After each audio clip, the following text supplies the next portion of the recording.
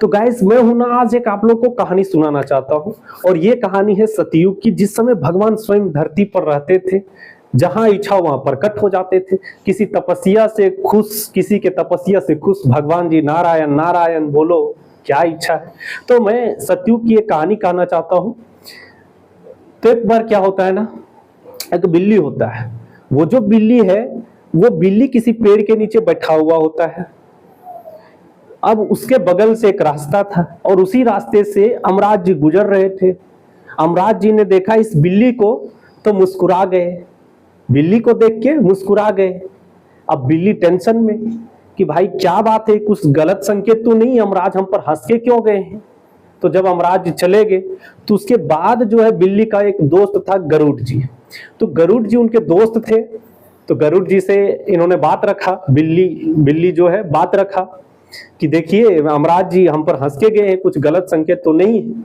तो गिद्ध ने बोला ऐसा कोई बात तो नहीं होना चाहिए, अगर है वैसा बात तो बैठो मेरे पीठ में बैठो। तुमको हम ऐसा जगह छोड़ आए जहां अमराज का बाप नहीं जा सकता है। बोला ठीक है। तो बिल्ली जो है उसके पीठ पे बैठ गया और गिद्ध उसको सात समुद्र पार किसी घने द्वीप में, जहां नहीं दिखता था, वहां पर छोड़ के आ गया गुफा में।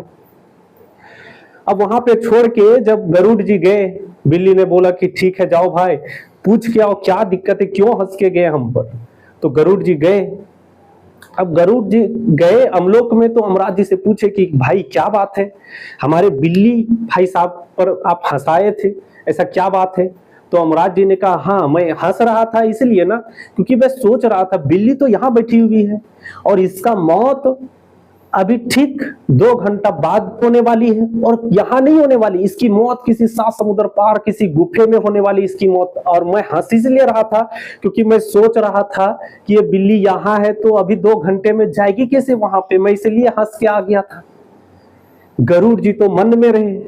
अब बोले भाई साहब ये गलती तो मैंने ही किया है, हमने ही उसे वहां छोड़ के आया है भाई। अब तो बिल्ली खत्म जो हो चुका होगा क्योंकि 2 घंटा टाइम बीत चुका है। तो यहां से जो moral of the story, moral value of the story, यहां से हमें सीखने को क्या मिल रहा है कि जो हमारे भाग्य में रहता है वो किसी से छीना नहीं जा सकता। जो हमारे भाग्य में है वो है, लिखा हुआ है, वो हमारे भाग्य का है।